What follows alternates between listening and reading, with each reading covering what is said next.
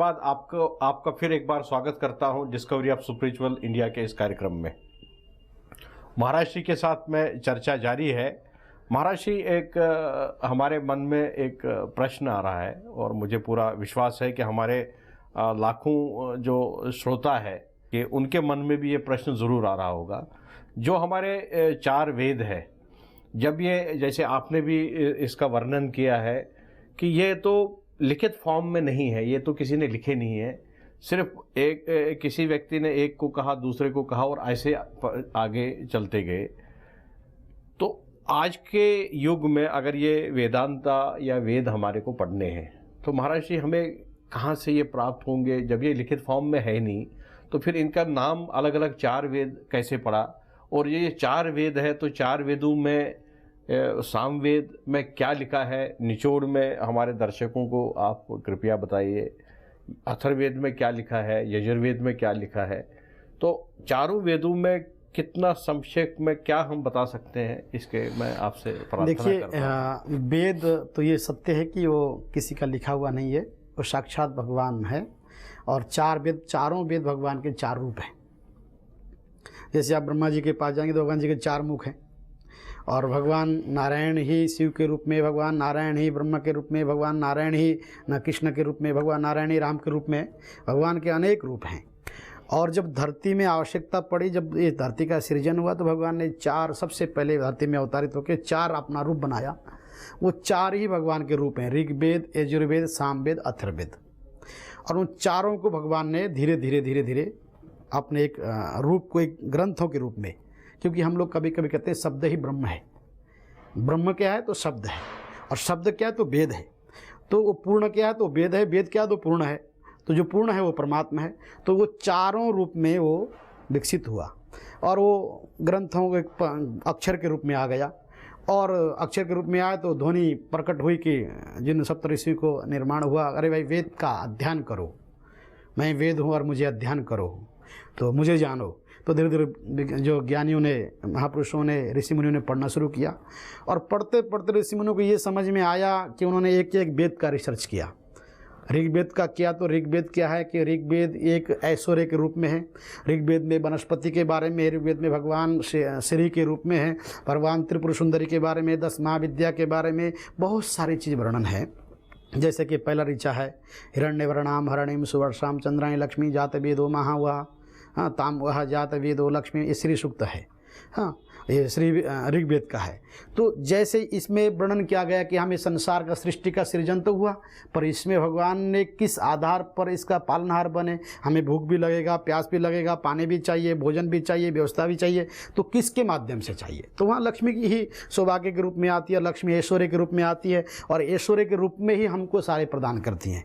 तो वहाँ श्री जो है वो ऋग्वेद के अंदर ज़्यादातर उसका वर्णन है। अब हम आते हैं सामवेद। देखिए सामवेद में मंत्र, देखिए सभी वेद में मंत्र हैं, सभी में ऋचाएँ हैं, और उस सब ऋचाओं में अलग अलग उसकी क्षमता है, अलग अलग उसकी ताकत है, अलग अलग उसके विचार हैं, अलग अलग उसका भाव है। वैसे तो एक ही मंत्र में जितनी बार आप पढ़ेंगे उतनी बार अलग अलग उसके सार निकलेंगे, अलग अलग उतनी बार उस भाव निकलेंगे। और जैसे जैसे हमारा भाव बना वैसे उसका फलश्रुति बनती गई। जैसे जैसे हमने, जो साधक पूजा करने वाला व्यक्ति भगवान के सामने बैठा है, भगवान के सामने बैठ के जैसे जैसे भाव से पूजा कर रहेगा उसका फलश्रुति वैसे ही बनती गई है। तो जो सामवेद है, सामवेद तो एक संगीत के रूप में है, सामवेद एक आपका श्रृंगार के रूप में है, सामवेद एक आपका कला के रूप में, वो भगवान को रिझाने की कला।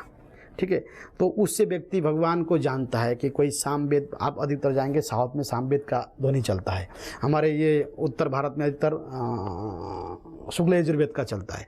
शुक्ल यजुर्वेद क्या है? उपासना पद्धति है। वेद में ज्ञान कांड और उपासना कांड, ज्ञान कांड कम है, उपासना कांड कम है, कर्म कांड सबसे ज़्यादा है। 80,000 मंत्र तो वेद में कर्मकांड है। कर्मकांड का अर्थ है जो व्यक्ति संसार में आया, प्रातःकाल उठने से लेकर रात्रि के सोने तक और पैदा होने से लेकर मरने तक सारे क्रियाकलाप जो हैं उसका नाम कर्मकांड है। हमारे यहाँ में उठना बैठना, सांस लेना, पानी पीना, बैठना, छींक लेना, हाँ जमाई लेना, ये सारे चीज़ की क्रियाकलाप है, ये कर्मकांड के रूप में है। किसी का जो कर्मकांड उठने से लेके बैठने तक, बैठने से लेके उठने तक, खाने से लेके सोने तक, ये संपूर्ण चीज़ और जीवन प्राप्त करके जीवन को समापन करने तक ये कर्मकांड है। इसको कर्म कहते हैं कि वो व्यक्ति किस कर्मों से कैसे, गीता में भी भगवान ने कहा है और उपनिषदों में भगवान ने कहा है, रामायण में भी इसकी बात आती है, महाभारत में भी इसकी बात आता है, तो वेदों में भी इसकी बात आई है। तो वहाँ व्यक्ति के समस्त क्रियाकलापों का नाम है कर्मकांड। तो सबसे ज़्यादा वेदों में कर्मकांड के बारे में दर्शाया गया है। कर्मकांड के बारे में दर्शाया गया कि व्यक्ति को कर्म का कर्मण्येवाधिकारस्ते मा फलेषु कदाचन, कर्म करना चाहिए। और हम कैसा कर्म करते हैं, कौन से कर्म करते हैं, किस कर्मों के आधार पर हमारे जीवन की फलसूत्री बनी, किस कर्मों के आधार पर हमको फल मिला और उस फलों के आधार पर हम जीवन को यापन कर रहे हैं, वो है हमारा शुक्ल यजुर्वेद में। शुक्ल यजुर्वेद संपूर्ण कर्मकांडों से, कर्मकांड और भक्ति का मार्ग है। ऋग्वेद समस्त वनस्पति और भगवान के स्तुति जो है के आधार पर है। सामवेद समस्त श्रृंगार जीवन जीने की कलाएं, जैसे महाकवि कालिदास जी ने एक बहुत सुंदर श्लोक लिखा, साहित्य संगीत कला न बना साक्षात पशुनाम जड़म। जीवन एक कला में है, जीवन जीने की कला है, जीवन बैठने की कला है, उठने की कला है, खाने की कला है, सोने की कला है, सामने वाले व्यक्ति के साथ बात करने की कला है। हर व्यक्ति के जीवन में आर्ट है। वो कला के आधार पर वो कला किस प्रकार से बनाया है और किस प्रकार से कला को अपनाना है, और वही कला हमने भगवान को किस प्रकार से प्रदर्शन करना है, किस प्रकार से समर्पण करना है, उस कला के माध्यम से भगवान को प्राप्ति करना है। ऋग्वेद भी हो गया, सामवेद भी हो गया, अथर्ववेद। अथर्ववेद क्या है? अथर्ववेद जीना सिखाता है। ये सारा भूगोल खगोल का सारा सृष्टि का वर्णन के साथ साथ वैराग्य की ओर ले जाता है कि व्यक्ति ने सब कुछ पाने के बाद लगता है कि यार मैं कौन हूँ, मैं कहाँ से आया हूँ, मेरा तात्पर्य क्या है, ये जो संसार में जिसको मान रहा हूँ, जिस संसार को अपना मानता हूँ, अपना मानने के बाद भी मेरा कुछ नहीं है, आखिर में मैं कहाँ से आया हूँ, मुझे कहाँ जाना है, वो जो दर्शाता है, वो वहाँ कहीं ना कहीं जब उसके द्वारा दर्शने के बाद जो शब्द सार निकला उसका नाम वेदांत है। जो सार निकला, जैसे मान लीजिए कि पेड़ लगाया, पेड़ लगाने के बाद खाद डाला, पेड़ बड़ा हो गया और वो फल फूल देने लगा, फिर वो फल देने लगा, फिर उस फल जो है वो सार है। जो वेद का जो सार है वो वेदांत है। तो ये चारों वेदों में अलग अलग है। जैसे भगवान शिव की हम अधिकतर अभिषेक करते हैं, शुक्ल यजुर्वेद के माध्यम से भी करते हैं, ऋग्वेद के माध्यम से भी करते हैं, अथर्ववेद के माध्यम से भी करते हैं। वो वेदों का शुक्ल यजुर्वेद से भगवान का अभिषेक करने का माध्यम अलग है, भाव अलग है, विधि अलग है, और यजुर्वेद से करने का विधि अलग है, ऋग्वेद से करने का विधि अलग है, लेकिन भगवान एक है। हमारे विधि उसके उच्चारण अलग है, सामग्री वही है। ध्यान देने, दूध दही घी शहद फूल प्रसाद मिष्ठान, वो सामग्री एक है, ब्राह्मण भी एक है, विद्वान भी एक है, शिवलिंग भी एक है, परंतु उसके स्वर अलग हैं। वेद में स्वर देखा जाता है। वेद में अगर वेद में स्वर नहीं है तो वेद बेकार है। और जिसने वेद में यदि वेद पाठ करते समय स्वर नहीं लगाया तो हम लोग कहते हैं ये वेद पाठी नहीं है। आप देखेंगे अधिकतर हमारा वेद काशी में पढ़ाया जाता है, वैसे तो सब जगह है, लेकिन काशी के विद्वानों में ये वेद की बड़ी प्रबलता मानी जाती है। और जब वो वेद पाठ करते हैं तो उनके हाथ के स्वर देखिएगा, जो हाथ के स्वर लगते हैं बिल्कुल वो हाथ ऐसे होता है, बिल्कुल कि हाथ बड़ा ऐसा लगता है कि ये क्या कर रहा होगा। वहाँ एक एक यदि वेद का अगर यहाँ ग्रंथ होता तो मैं दिखाता आपको, बिंदु नीचे बिंदु ऊपर बिंदु आधा कटा हुआ है, एक मात्रा दिया हुआ, वो स्वर है। वो स्वर के आधार पर, जैसे हमने एक छोटी सी बात है हरि ही ओम। अब हरि ओम का मतलब क्या है? हाँ, हरि ही ओम है तो हरिओम, लेकिन इसके ऊपर स्वर क्या है? हरि ही ओम। जब माँ आएगा तो बंद आएगा। उसी पर म माने परमात्मा, म माने अंदर, तो अंदर जो आना है तो बंद होना। उसी प्रकार से वेद चारों के अलग अलग इंटरप्रिटेशन है, वेद चार अलग अलग हैं, लेकिन उनका समस्त सार एक है। हमको बम्बई जाना है, हम ट्रेन से जाएं, हम लोग फ्लाइट से जाएं, हम कलकत्ता होके जाएं, हम जो है दिल्ली होके जाएं, हम डायरेक्ट जाएं, लेकिन जाना कहाँ है? बम्बई है। परमात्मा को प्राप्त कहाँ करना है? तो वेद से परमात्मा की प्राप्ति। स्वयं वेद है, स्वयं परमात्मा है, स्वयं भगवान है, पर उसको हम रिझा रहे हैं। जैसे किसी व्यक्ति को प्रसन्न करना है तो हम उसकी स्तुति गाते हैं, आप बहुत अच्छे हैं, आपका कार्यशैली बहुत अच्छा है, आप लोकप्रियता हैं, आप बहुत अच्छे मधुर वाणीय हैं, आप बहुत अच्छे कार्य कर रहे हैं, है ना। उसके लिए हम बड़े एक श्रृंगार हम वो करते। उसी प्रकार से जो हमारा जो वेद है, वेद में हर चीज़ है, क्या नहीं है वेद में। यदि मैं तो समझता हूँ कि वेद के मैं क्या रूप दूँ, क्योंकि मैं तो जिस ऋचा को निकाल के देखता हूँ वहाँ मुझे वो नज़र आता है, चाहे ऋग्वेद का, सामवेद का, अथर्ववेद का, यजुर्वेद का, हर एक ऋचा भी निकालें तो वहाँ तो मुझे वही परमात्मा नज़र आता है। पर अपने अपने भाव हैं, अपने अपने ढंग हैं। परंतु ये मैं कहूँगा कि चारों वेदों की चारों फलश्रुति अलग अलग है, चारों वेदों की चारों ऋचाओं की उच्चारण अलग है। बशर्ते हम कहते हैं ना, ये सामवेदी है, ये ऋग्वेदी है, ये यजुर्वेदी है, हाँ, तो ये अथर्ववेदी है। ये अधिकतर हमारे साउथ में ज़्यादा मिलता है, लेकिन हमारे उत्तर भारत में अधिकतर शुक्ल यजुर्वेद का गान होता है। आप मेरे आश्रम में यदि आएँ, आप स्वागत है। प्रातःकाल 6 बजे से लेके 9 बजे तक महारुद्राभिषेक प्रतिदिन होता है।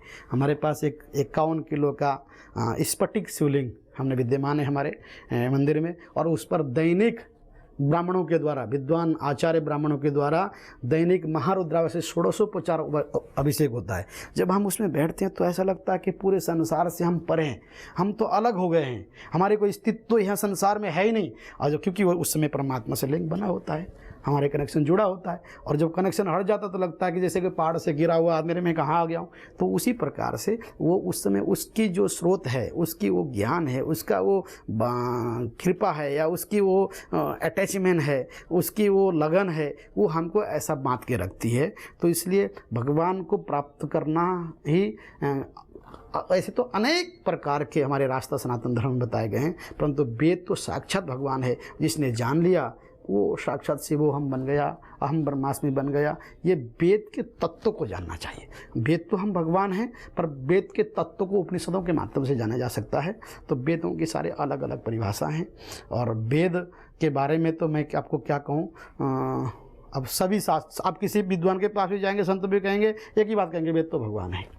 और बस उनको समझना जरूरी है। इसी से कल्याण। अगर वेद को समझते ही हम सृष्टि को समझ पाएंगे। महाराज जी, आपने तो बहुत सुंदर शब्दों में चारों वेदों की व्याख्या की।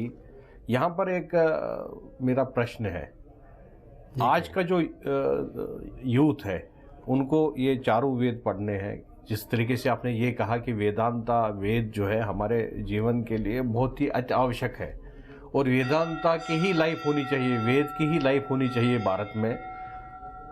तो ये लिखित फॉर्म में तो है नहीं, तो फिर कहाँ से सीखेंगे? आज किसी को अगर वेदांता पढ़ना हो महाराज जी, तो क्या, कहाँ से हमें ये बुक्स मिल सकती है वेदांता? बहुत सुंदर बात आपने कही। वेदांत की पुस्तक तो हर जगह मिलेगी आज के डेट में, अब है अवेलेबल। हाँ, मार्केट, बिल्कुल मार्केट में आप किसी भी अच्छे पुस्तकालय में जाएंगे, वेदांत की पुस्तक, वेदों की पुस्तक पूर्ण रूप से मिलेंगी। पहली बात। तो वो लिखा किसने? किसी महापुरुष ने? हाँ, महापुरुषों ने। जैसे वेद व्यास जी ने उसका उपन्यास किया, उसके बाद भगवान आद्य जगत गुरु शंकराचार्य जी महाराज का जो प्रश्नत्रयी वेदांत, हाँ बिल्कुल उनका है, चारों वेदों के ऊपर उनका है। और स्वामी दयानंद जी ने भी लिखा है। और वेदों के स्वामी विवेकानंद, हाँ, स्वामी विवेकानंद जी के, स्वामी विवेकानंद जी चलो उन्होंने तो बहुत सा वेदांत पर ज्यादा जोड़ दिया है, वेद के ऊपर बहुत सारे महापुरुषों ने दिया। और अधिकतर तो मैं आपको कहूँगा कि ये चौखंबा बनारस और प्रेस से और गीता प्रेस से बहुत सारे निकले हैं। चारों वेदों के अलग अलग भावार्थ में और हिंदी अनुवाद में भी हमको प्राप्त होते हैं। मैं उससे पहले एक बात कहना चाहता हूँ कि क्या है वेदांत की आवश्यकता, क्या वेद की आवश्यकता है। आज के भौतिकवादी युग में हम एक दूसरे से जुड़ना, एक दूसरी जगह जाना तो नेटवर्क की ज़रूरत पड़ती है, नेट की ज़रूरत पड़ती है। हमें यहाँ से शहर जाना तो गाड़ी की ज़रूरत पड़ती है। तो गाड़ी में पेट्रोल नहीं होगा तो क्या गाड़ी चलेगी? नहीं चलेगी। तो वेद हमारी गाड़ी है, पेट्रोल हमारा वेदांत है। शरीर हमारा वेद है, और उसके अंदर जो हमारे श्वास हैं वो हमारा वेदांत है। इसको समझने के लिए बहुत दूर जाने की ज़रूरत नहीं है, भटकने की ज़रूरत नहीं है, तड़पने की ज़रूरत नहीं है, एक खोज की ज़रूरत है।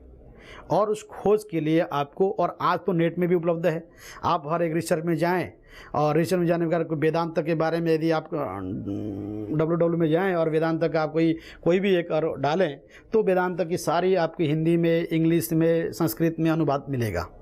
पर उससे बेटर ये होगा कि सबसे पहले हम किसी पुस्तक ले आएँ, हिंदी और संस्कृत अनुवाद लें। जो हिंदी नहीं पढ़ते हो इंग्लिश और संस्कृत का अनुवाद लें, इंग्लिश और हिंदी का अनुवाद लें, तो उससे समझने की कोशिश करें। और जो महापुरुष हैं, चाहे वो स्वामी विवेकानंद जी थे, चाहे स्वामी रामकृष्ण परमहंस थे, चाहे वो स्वामी दयानंद जी थे, चाहे स्वामी करपात्री जी महाराज थे, चाहे तमाम हमारे भारतवर्षों में ऋषि मुनियाँ तो बहुत दूर की बात है। मैं तो ये 2000 मतलब ये लेटेस्ट 100 200 वर्ष से पहले की मैं बात आपको बताना चाहता हूँ। महावीर की, बौद्ध की तो बहुत पुरानी टाइम है। वर्तमान मान लो कि 150-200 वर्षों के अंदर में जो महापुरुषों ने वेदांत को रिसर्च किया, जो महापुरुषों ने वेदांत को समझा है, उनको भी तो कहीं से मिले होंगे जी। कहीं मार्केट से पुस्तक मिला होगा या किसी गुरु के मुखारविंद से मिला होगा, फिर उन्होंने अपने जीवन में उतारने के बाद उन्होंने भी कुछ लिखी है, उन्होंने भी लिखे। हर व्यक्ति ने पुस्तक लिखा है, हर व्यक्ति ने वेदांत अपना एक्सपीरियंस। और जब जैसे मैं हूँ, मैं भी एक पुस्तक लिख रहा हूँ, I am zero is God, God is zero, I am zero, मैं एक जीरो हूँ। इस पर मैं रिसर्च कर रहा हूँ। इससे पहले मैं एक पुस्तक लिखा मैंने, धर्म दर्शन, धर्म क्या है। उससे पहले लिखा शांति पथ, उससे पहले लिखा मैंने एक संस्कार पद्धति। तो हर व्यक्ति को जैसा जैसा अनुभव होता है। अब मैंने देखा कि ध्यान मार्ग से, ज्ञान मार्ग से, तपो मार्ग से देखा कि यार हम तो कुछ भी नथिंग, जीरो है, हम तो केवल जीरो हैं। हम जिसको हम सोचते थे कि हम कुछ नहीं है, हम तो जीरो हैं। जैसे भगवान शून्य, भगवान कहीं दिखता है? नहीं दिखता है। भगवान कहीं है? वो कहाँ है, किस रूप में है? तो निराकार रूप में है। और साकार रूप में समझना तो बहुत कठिन बात है। हम मूर्ति के रूप में भगवान मानते हैं, और हमारा वेदांत तो कहते हैं यदावाश्रयम् इदं सर्वम्, प्रत्येक कण कण में विद्यमान ब्रह्म है, आपके अंदर में है। आपके अंदर एक छोटे से प्रहलाद को हिरण्यकश्यप से पूछता है कि तेरा भगवान कहाँ है, क्योंकि वो छोटे से बालक ने भगवान की भक्ति से वेदांत को प्राप्त कर लिया। कहा कि मेरा परमात्मा कहाँ नहीं है। जैसे हमने कहा जिधर देखता हूँ तू ही तू नजर आता है, मेरा परमात्मा कहाँ नहीं है। क्या इस परमात्मा तेरे इस खंभे में तेरा परमात्मा है? हाँ, मुझे पूर्ण विश्वास है, मेरा परमात्मा, मेरा ब्रह्म यहाँ पे। तो वो वेदांत है। तो उसको समझने के लिए हमें किसी अच्छे इंस्टीट्यूट में, किसी अच्छे स्कूलों में, जो स्कूल का मतलब ये नहीं कि जो संस्कृत के आजकल बड़े बड़े वेदांत के विद्यालय चलते हैं, और जैसे हमारे उत्तराखंड में आपने देखा होगा चिन्मया मिशन में वेदांत पढ़ाया जाता है, ऋषिकेश स्वामी दयानंद जी के यहाँ पढ़ाया जाता है, बहुत सारे संस्थाओं में भी वेदांत पढ़ाया जाता है। हम वहाँ से थोड़ा सा 2-4 महीना का वेदांत का हम सार सीख लें, उसके बाद हमें कोई कठिनाई नहीं होगी। और आज तो वेदांत के सीडी मिल रहे हैं, वेदांत के कैसेट मिल रहे हैं, वेदांत के आपके ग्रंथ मिल रहे हैं, छोटे छोटे पॉच के रूप में मिल रहे हैं। आप उसको हम अनुसरण कर लें। जितने बच्चे आपका आजकल वेबसाइट में लगे हैं, जितने आजकल बढ़ के व्हाट्सअप में लगे हैं, जितने बच्चे नेट में लगे हैं, मैं समझता हूँ कि उतना ज़्यादा यदि उसमें से 2% टाइम यदि अपने जीवन में वेदांत में लगाएं, तो मैं समझता हूँ कि हर व्यक्ति की जो तृष्णा है वो अपने आप पूर्ति हो जाएगी, पूर्ण हो जाएगी, और हम तन मन से परे होकर हम एक सुख की अनुभूति करेंगे, और हमें वो काम करने की क्षमता पैदा होगी। मैं देखिए, मैं भी संस्था चलाता हूँ, मैं भी काम करता हूँ, ठीक है। हमारी कोई कारखाना नहीं चल रही है, हमारी कोई फैक्ट्रियाँ नहीं चल रही, हम कोई नौकरी नहीं कर रहे हैं। हम लोग संस्था चलाते हैं, भगवान के आरती भी होती है, भगवान की पूजा भी होती है, 10-20-50 विद्यार्थी भी रहते हैं, साधु भी रहते हैं, आने जाने अतिथियों के भोजन मिलता है, लाखों रुपये के खर्चे भी है। तो हम लोग कोई कारखाना नहीं चलाते, हम ना पैसे के पीछे भागते हैं। हम अपनी धर्म का प्रचार करते हैं, परमात्मा का भजन करते हैं, ऑटोमेटिक परमात्मा उसकी व्यवस्था कर रहा है। ये लोग ये कहते हैं कि मैं व्यवस्था करता हूँ, व्यवस्था करने वाले हम नहीं हैं। ये भारतवर्ष में मैंने पूरे कई देशों का भ्रमण किया है। मैंने अन्य देशों में सुना है कि लोग खाने के पे मरा है, भूख से मरा है, लेकिन मैंने आज तक भारतवर्ष में ऐसा कोई व्यक्ति नहीं सुना कि भूख से मरा है। यहाँ देने वाले की कमी नहीं है, यहाँ खिलाने वाले की कमी नहीं है, यहाँ खाने वाले की कमी है। इसलिए परमात्मा स्वयं व्यवस्था करता है। तो जो परमात्मा व्यवस्था करता है उसी को समझना, उसी का नाम वेद है। और उसको समझने के लिए थोड़ा सा वेदांत की जरूरत है। और वो वेदांत क्या है? वेदांत आज आप 1 महीने में वेदांती बन सकते हैं। आप किसी बुक डिपो में जाएं और कहा भैया बड़ा सरल सहज मुझे एक वेदांत की एक पुस्तक दे दो जो मैं हिंदी में पढ़ सकूं, और उसमें थोड़ा सा संस्कृत के भी हो, अनुवादन हो, थोड़ा कुछ हो, तो आप थोड़ा सा हिंदी के थोड़ा सा पढ़ लेंगे, थोड़ा सा फिर उसके बाद थोड़ा आप संस्कृत उच्चारण करेंगे, तो फिर आपको समझ में आना शुरू हो जाएगा, आपको इंटरेस्ट पैदा होगा और अच्छा खोज पैदा होगी। जैसे बहुत सारे बच्चे देखते हैं नॉवेल पढ़ते हैं, बहुत सारे पुस्तक में बच्चे कोई एक पत्रिकाएँ पढ़ते हैं, बड़े कीड़े की तरह लगे रहते हैं। उसी प्रकार से यदि हमारा उसमें चस्का बैठ गया, यदि हमारा मन लग गया, तो वेदांत बहुत सहज है और थोड़ा समय के लिए कठिन लगता है, बड़ा सरल है, पर बशर्ते हमको उसमें अपने आप को ढालना पड़ेगा। आज हमारे भारतीय संस्कृति में, भारतीयता में, भारत में बहुत अच्छे लोग हैं। मैं कई बार मुझे अच्छा लगता है भारत का प्रधानमंत्री जब ये कहता है कि मेरा देश सबसे युवा है। अभी मैं अमेरिका में था तो यहाँ जब वो कह रहे थे कि मुझे सबसे कम आयु, सबसे युवा देशों का मैं प्रधानमंत्री हूँ। तो मुझे बड़ा अच्छा लग रहा था कि जिस देश का प्रधानमंत्री, जिस देश का रिसर्च करने वाला व्यक्ति, जिस देश के चैनल दिखाने वाले व्यक्ति, जिस देश के लोग अपनी संस्कृति के प्रति अपने आप में इतने पूर्णतः समर्पित हो, तो वहाँ हम वेदांतों को समझने में मुझे नहीं लगता कि बहुत कठिन है। हो सकता है कि आज के परिवेश के आधार पर भौतिकवादी का बड़ा प्रकोप बन गया है, उसके वजह से हम वेस्टर्न में ज़्यादा भाग गए हैं। आज आप देखिए, स्वामी विवेकानंद जी महाराज आज से 150 वर्ष पहले बाहर गए और लगभग 100-150 वर्ष, कितने 100 वर्ष हो गए, 150 वर्ष, जी। हाँ इतने वर्ष हो गए। उन्होंने बाहर जाकर वेदांत का वो प्रचार किया। आज वेस्टर्न कल्चर में पैदा होने वाले लोग, कृष्ण धर्म को मानने वाले लोग आज हरे राम हरे कृष्ण के इस्कॉन धर्म में भर्ती होकर हमारे वेदांत को किस तरह से पढ़ रहे हैं। और हमें आज, हमको ये अपने राष्ट्र में अपने गीता गंगा गाय कहने में शर्म आ रहा है, मस्तक में तिलक लगाने में शर्म आ रहा है, हरा हरा महादेव कहने में शर्म आ रहा है, लेकिन वो हरे कृष्ण करते हुए हमने एयरपोर्ट में, वहाँ के मार्केटों में उनकी, हमारे वैदिक सनातन धर्मों की पोशाक में घूमते उनको देखा, बड़ा अच्छा लगता है। कहीं ना कहीं उनको रस बैठ गया होगा ना, कहीं ना कहीं उनके मन में वेदांत का वो झलक मिल गया होगा ना, कहीं ना कहीं आनंदित हो रहे होंगे ना, तभी उसको अच्छा लग रहा है। यदि ऐसा ही हम नहीं कहेंगे कि आप सब सन्यासी बनो, हम कहेंगे कि आप विद्वान बनो, आप वेदांती बनो, आप रिसर्च बनो, आप पढ़ो और आप जानो। हमें हमारी भारतीय संस्कृति कहती है कि आप हमको जानो, और हमारा गुरु भी हमें ये कहते हैं, हमारे ग्रंथ भी कहते हैं कि आप अपने आप को जान लो। हम बाहर को तो बहुत बाद में जानेंगे, पहले हम अपने आप को जाने कि हम कौन हैं, और हमको जानने के लिए वेदांत चाहिए, और वेदांत से हम अपने आप को जान सकते हैं। तभी हम आपको जान पाएंगे, तभी हम दूसरों को जान पाएंगे, और तभी हम जीवन को सुखमय और समृद्धिमय बना पाएंगे। आज हम कहीं ना कहीं, आज के युवाओं को मैं एक संदेश देना चाहता हूँ। आज का युवा भटक रहा है, नशा के लिए भटक रहा है, वो नाना प्रकार के विविध ग्रस्तों में पड़ा हुआ है। अपने आप को वो बड़ा सोचता है कि मैं बड़ा दिनहीन हूँ, लेकिन नहीं है। उसको कमज़ोर नहीं होना चाहिए, उसका आत्मबल नहीं टूटना चाहिए, उसका विल पावर नहीं टूटना चाहिए। हम कहते हैं, देखो हमारी भी 40 वर्ष की अवस्था है, हमने 6 वर्ष की अवस्था में घर छोड़ा, घर छोड़कर हम अपने आप पढ़ाई लिखाई से, शास्त्रों से आज हम यहाँ पहुँचे। तो मैं आप लोगों से ये कहना चाहता हूँ, भारत के, हमारे पूरे विश्व के युवाओं से, यूथ से मैं कहना चाहता हूँ कि आप अपने विल पावर को त्यागिए, और आप नशाओं को त्यागिए, और सत्मार्ग को अपनाइए। सत्मार्ग वो है जो अपने अंतःकरण से अपने आप को विल पावर ठीक करके, काम कोई भी छोटा बड़ा नहीं होता है, और आप खूब ठीक से कोई भी काम करने में सामर्थ्य रखें, और अपने आप को नशाओं से परे होके, विचारों से परे हो गए, निर्बलता को त्याग कर अपने आप को एक बिल्कुल कर्मठवादी के साथ आप निकलें। आप एक दिन शिखर पुरुष बन के निकल आएंगे। आज कहीं ना कहीं हमारे युवाओं को दिशा नहीं मिल रही है, हमारे युवाओं को शिक्षा नहीं मिल रहा है, हमारे युवाओं को कोई ना कोई चरित्र नहीं मिल रहा है, हमारे युवाओं को कहीं ना कहीं निर्माण नहीं मिल रहा है, इसलिए हम विवस्त हो रहे हैं। आज हमारे पूरे भारत के नहीं, पूरी दुनिया के युवाओं को निर्माण की ज़रूरत है, कहीं ना कहीं आदर्श की ज़रूरत है। उससे हम वो वेदांती तो बनेंगे, वेद भी बनेंगे, वो ज्ञानी भी बनेंगे, विज्ञानी भी बनेंगे। लेकिन ये आपको एक बात कहना चाहता हूँ, किसी व्यक्ति को बीमार होता है, हॉस्पिटल में जाता है, डॉक्टर अपने सर्जन के माध्यम से ऑपरेशन करता है, लास्ट में कहता है प्रभु कृपा करना। कहीं ना कहीं हमारे विज्ञान से बढ़कर कहीं ज्ञान है ना, विज्ञान से बढ़कर कहीं परमात्मा है ना, तो परमात्मा ही विज्ञान को दे रहा है। आज का युग में ज्ञान और विज्ञान को, दोनों को लेकर यदि हम चलेंगे तो हम निश्चित रूप से अध्यात्मवादी के साथ साथ भौतिकता में भी हम कहीं ना कहीं कमी नहीं रहेंगे, और निश्चित रूप से हम पूरे दुनिया में सर्वे भवन्तु सुखिनः सर्वे सन्तु निरामय का स्थापना हम कर पाएंगे। विश्वानि देव सवितुर दुरितानि पराशुभः, इस बात को लेकर पूरी दुनिया में हम, ये वेद का ऋचा है, आपको बताऊँ, सर्वे भवन्तु सुखिनः सर्वे सन्तु निरामय और विश्वानि देव सवितुर दुरितानि पराशुभः भद्रां कर्णेभिः शृणुयाम देवाः, ये वेद के ऋचा है। ये वेद क्या कामना करता है? पूरे विश्व में सुखमय हो, समृद्धिमय हो, और आत्म विकासमय हो, ज्ञानमय हो, ज्ञान का ज्योत को लेके पूरा विकसित करता है। तो ये हमारा वेद और वेदांत है। तो आज के युवाओं को कहीं भटकने की आवश्यकता नहीं है। मैं छोटे से शब्दों में कहना चाहता हूँ, आप यदि वेदांत को समझना चाहते हैं,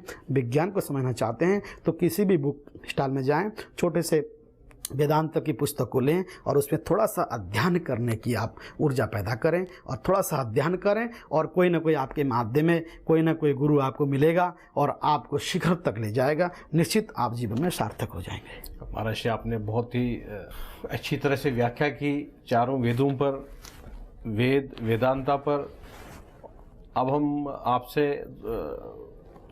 ये जानना चाहेंगे कि जिस आश्रम में आज हम बैठे हैं, इस आश्रम का क्या इतिहास है और यहाँ की क्या गुरु परंपरा रही है। बहुत सुंदर आपने बात कही। दर्शकों को हम लोग वैदिक सनातन धर्म में संन्यास परंपरा से हैं। हमारे आदि गुरु भगवान शिव और आदि गुरु भगवान शंकराचार्य जी महाराज हैं, और उसी परंपरा से हमारे गुरुदेव ब्रह्मलीन स्वामी श्री प्रणवानंद सरस्वती जी महाराज, उसके बाद मेरे गुरु जी पूज्य स्वामी श्री स्वामी सत्य प्रकाशानंद जी महाराज, इस समय 88 वर्ष के हैं, बनारस में हैं। पूज्य महाराज जी ने बहुत सारे संस्थाओं का स्थापना किया। वो संस्थाएं इसलिए स्थापना की, ये संस्थाएं स्थापन करने वाले तो गुरुदेव हैं, पर चल रहे उनकी त्याग से, उनकी तपस्या से, उनकी साधना से। और इस संस्थाएं यहाँ गरीब ब्राह्मणों को पढ़ाया जाता है, अतिथि का सम्मान किया जाता है, सन्यासियों को वेद वेदांत का अध्ययन कराया जाता है, और यहाँ दैनिक केवल प्रातःकाल से लेकर रात्रि तक यहाँ आध्यात्मिक कार्यक्रम होते हैं, जिससे पूरी दुनिया को समृद्धिमय बनाने के लिए। ये तो संसार है, घर के देखिए ये मकान रहते हैं, व्यक्ति बदलता है। हमारे गुरुदेव का, मैं यहाँ कई पीढ़ी से हूँ, हमारे दादा गुरु, हमारे परदादा गुरु, हमारे गुरुदेव, अब मैं हूँ, तो कहीं ना कहीं हमारा भी यही रहता है कि हमारे गुरुदेव ने हमको जो मार्ग दिया है, जो उन्होंने हमको विकसित किया है, हमको कहा बेटा अध्यात्म मार्ग में चलना है, तुम्हारा काम है परोपकारा पुण्याया पापाया परिपीड़ा नाम परेशान बुकारेति परोपकारा सर्वहितेरता। ये सबके हित के लिए, सबके मंगल के लिए, सबके कल्याण के लिए आपको काम करना है, कर्मयोद्धा बनना है, सन्यासी बनना है, और किसी चीज़ में लिप्त नहीं होना है, उदारतावादी बनते हुए आपको समाज के लिए काम करना है। ऐसा हमारा गुरुदेव का संदेश है। उसी संदेश को लेकर हम समाज में चल रहे हैं। हमारा पंचायती महानिर्माण अखड़ा हुआ 10 नाम संन्यास परंपरा में, क्या खड़दर्शन साधु समाज में जितने भी अध्यात्म को अपनाने वाले लोग हैं, मैं समझता हूँ कि लगभग सभी लोग ये सर्वे भवन्तु की कामना को लेके चल रहे हैं, सब में सुख में, समृद्धि में। तो देखिए ये जीवन तो क्षण मात्र है। आज मैं हूँ, कल कोई आएगा, पर ये संस्थाएं क्योंकि परमात्मा की हैं, इसके अंदर विद्यमान भगवान सत्येश्वर महादेव हैं, भगवान लक्ष्मी नारायण हैं, भगवान सूर्य हैं, भगवती गंगा है, भगवान हनुमान जी महाराज हैं, सामने वाले रामेश्वर धाम में हमारे जो है स्फटिकेश्वर भगवान शिवलिंग हैं, राधा कृष्ण जी हैं, हनुमान जी हैं, दुर्गा जी हैं। ये मूर्ति ये भगवान के इसलिए प्राण प्रतिष्ठा करके यहाँ रखे गए हैं कि यहाँ आने वाला व्यक्ति यहाँ से शिक्षा और दीक्षा दोनों लेकर अपने चरित्र का निर्माण करें। हमारा एकमात्र उद्देश्य है पूरी दुनिया के लोगों के मध्य में हम जाएं, चरित्र का निर्माण कराएं, वेद वेदांतों का अध्ययन कराएं। अभी मैं वेस्ट बंगाल सिल्लीगुड़ी में 6-7 साल से जाता हूं। जब मैं वहां गया तो एक छोटा सा शिवलिंग था, वहां 2-4 बच्चे थे, आज देखते थे हमारे वहाँ 300 बच्चे हो गए।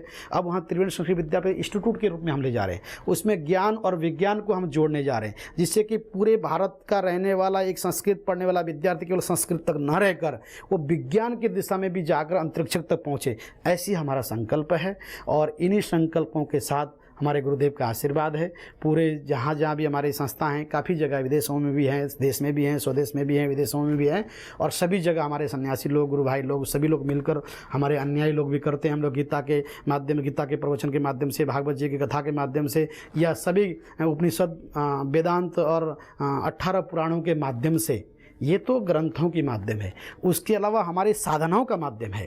वो साधनाओं के माध्यम से पूरे समाज को सींचने का हम काम करते हैं, प्रयास कर रहे हैं, और प्रयास करना निरंतर हमारा कर्तव्य है, हमारा कार्य है। और हम कहीं भी आज तक असफल नहीं हुए हैं, और हिम्मत नहीं आ रहा है। ठीक है, बालक एक बार फेल होता है, दूसरी बार फेल होता है, तीसरी बार तो पास हो ही जाएगा। मैं इसलिए पूरी दर्शकों को भी निर्माण करता हूँ कि आप कभी हताश ना हो, अपने मनोबल को न गिराएं, आप प्रयास करें।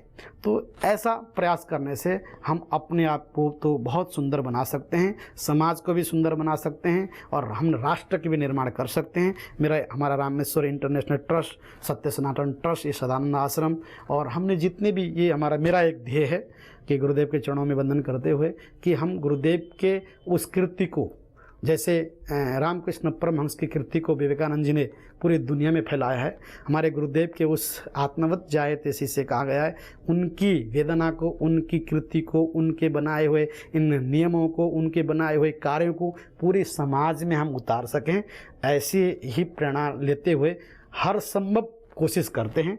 और मैं आपको बहुत बहुत साधुवाद, आशीर्वाद कहूँगा कि राणा जी, आपने वाकई परंतु आपसे मिलकर मुझे इतनी प्रसन्नता हो रही है, जो आपने वेद वेदांत और संस्कृति और चरित्र के निर्माण को पूरे समाज में, पूरी दुनिया को विकसित और सींचने के लिए जो आप निखर के आए हैं, एक कीचड़ में कमल जैसे खिल के आता है, आपने वो कमल खिलने का जो काम किया है, आपके चैनल के माध्यम से मैं आपको बहुत बहुत आशीर्वाद साधुवाद कहूँगा, दूंगा, ताकि आप कहीं भी पूरे अध्यात्म मार्ग को विकसित करने में असमर्थ कहीं न रहें।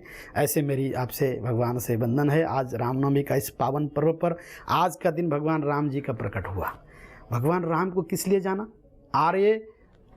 आर्य कहा गया है, मर्यादित कहा गया, मर्यादा श्री पुरुषोत्तम राम कहा गया है। उन्होंने मर्यादा का पालन, चरित्र का निर्माण किया, व्यक्तित्व का निर्माण किया, समाज को सींचा। आज हमारे अंदर यदि चरित्र कहीं ना कहीं विद्यमान है, भगवान राम के दिव्य आदर्श हैं, तो इसलिए उन्हीं आदर्श के माध्यम से आज आदर्श का दिन है।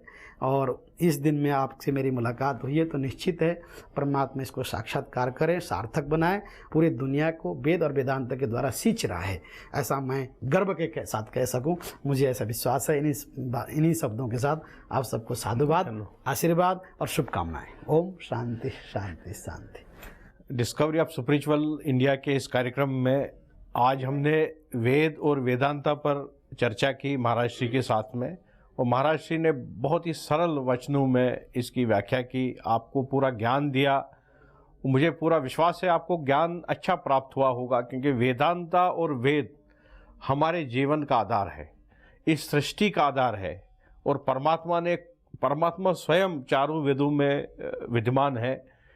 और आज के युग में वेदास को और वेदांता को पढ़ना हर व्यक्ति के लिए अच्छा होगा, हर व्यक्ति के लिए बेनिफिशियल होगा, और हर व्यक्ति के लिए जीवन में एक अच्छी ग्रोथ के लिए भी बहुत ज़रूरी है।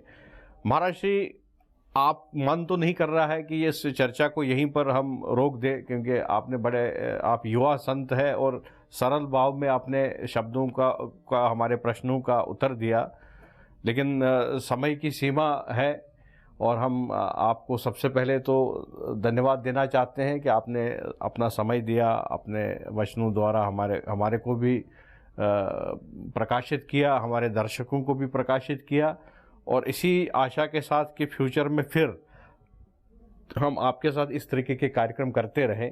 इन्हीं शब्दों के साथ हम आपका धन्यवाद करते हैं। नमस्कार। बहुत बहुत धन्यवाद। जब भी मुझे आपके चैनल की आवश्यकता होगी तो मैं आपके साथ हूँ। बहुत बहुत धन्यवाद महाराज। बहुत सुंदर।